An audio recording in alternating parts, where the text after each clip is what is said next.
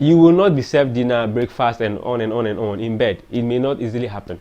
You do other things in bed. You understand? Okay. Anyway. Hi. Yeah, welcome to my channel once again. Thank you for joining me for this video.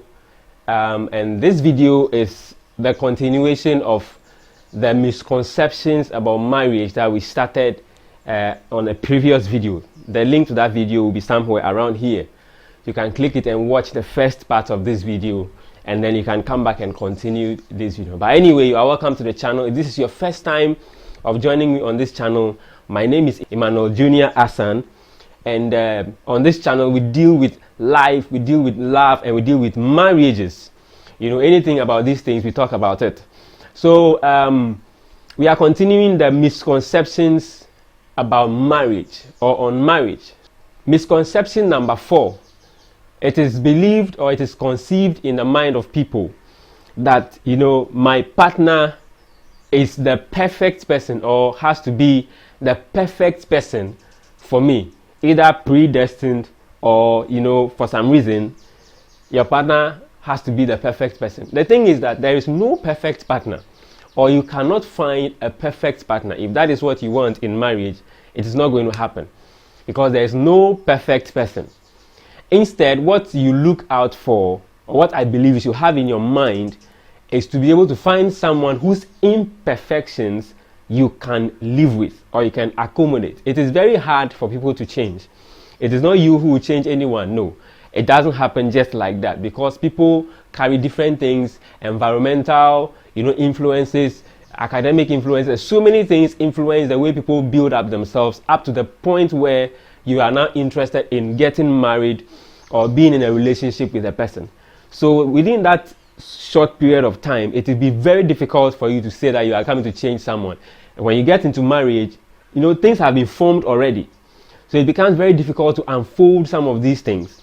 So what happens is you now begin to understand how to live with the imperfections of the person. If you are thinking about getting the perfect person before you even marry, trust me, then it means you don't want to get married. If that is the case, fine. Then, I mean, you know, but if you are married, or if you are thinking about marriage, have in your mind that, conceive this rather in your mind, that you are coming to live with an imperfect person, and then you are ready to live with the imperfections, or the imperfections about someone, or about the person you are married to, or the person you are looking at. You are able to live with those things. If that happens, or if that is your mindset, then I believe that you are going to, or you are on the way to having a successful marriage, or a marriage that you will enjoy. So that is it. Misconception number 4, you don't have a perfect partner, or you may not have a perfect partner. Not even may, you will not have a perfect partner. Misconception number 5 is that some people believe that when you get married, then you'll be served dinner in bed, you'll be served breakfast in bed, you'll be served, you know, breakfast whilst you are, you know, in the washroom, and all those kind of things, and very, very, very fancy things. Well, that will not happen, or it does not happen often as you probably might be imagining it to be. Maybe once a while, or when you are fresh in a relationship, when you just started a relationship, or you just started the marriage, something like that may happen or may be happening. But trust me, after a month to a year or something, after, you know, things begin to shake a little, you see that all those things, they disappear. And you know, if you have this conception in your mind, then this drives people into cheating, into doing things they shouldn't be doing. So maybe somebody wows you with something like that, and then immediately you think that, this should have been my husband, or this should have been my wife. Then you begin to do things. But you should understand, you should conceive this rather in your mind, that these things are not going to happen. Instead, maybe you think of doing it to the person. Maybe when you do it to the person continually, the person might see it as a normal thing and might want to, you know, retaliate to you. But I think this basically it happens to people whose love language, or whose mode of communicating love is probably service. We'll talk about some of these things, love languages and some other things, you know, in another video.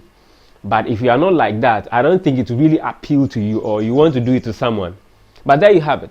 You will not be served dinner, breakfast, and on and on and on in bed. It may not easily happen. you do other things in bed. You understand?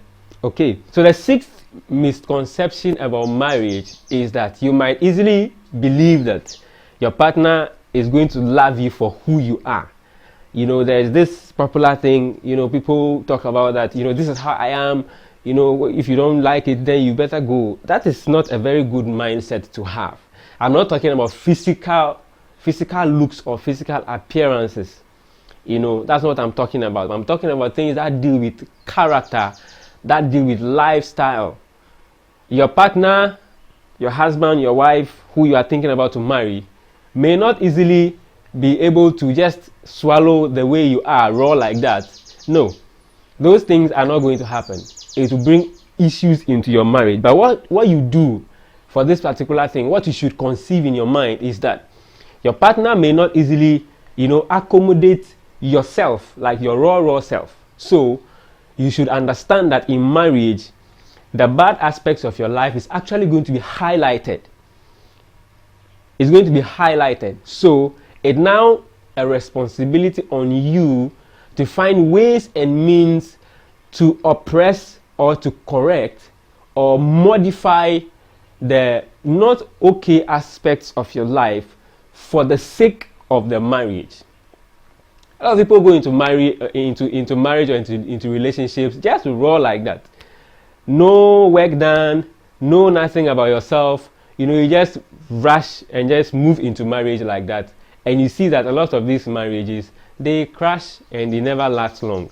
It is simply because you have the mindset or the conception that my partner is going to love me for the way you are. For instance, let's say in the beginning of your marriage or in the beginning of your relationship, you were doing certain things, and because your partner was interested in you, your partner, you know, because of the interest, your partner was just ignoring so many things just to have you.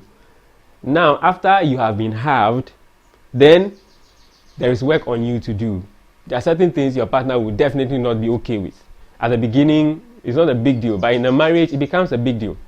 And if you don't have that mindset that when you enter marriage or relationship, you have to begin to work on the things that your partner will not be comfortable with, there's no way that relationship will last for a long time, or there's no way that marriage will last a long time. So if you have the mindset to marry, some of these things you need to, you know, reconsider them and have the right conceptions in your mind.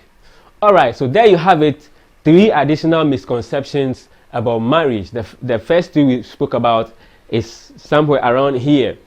So if you like the content so far, don't forget to smash the subscribe button, like this video, and share it with others. In another episode again, I will share some other 3 more misconceptions about marriage, and then we take it from there so that you can have a good and then an enjoyable marriage or relationship. Once again, my name is Emmanuel Asan. Thank you for joining me on this episode of Life, Love, and then Marriage. I'll see you in the next episode. Have a wonderful day. Bye-bye.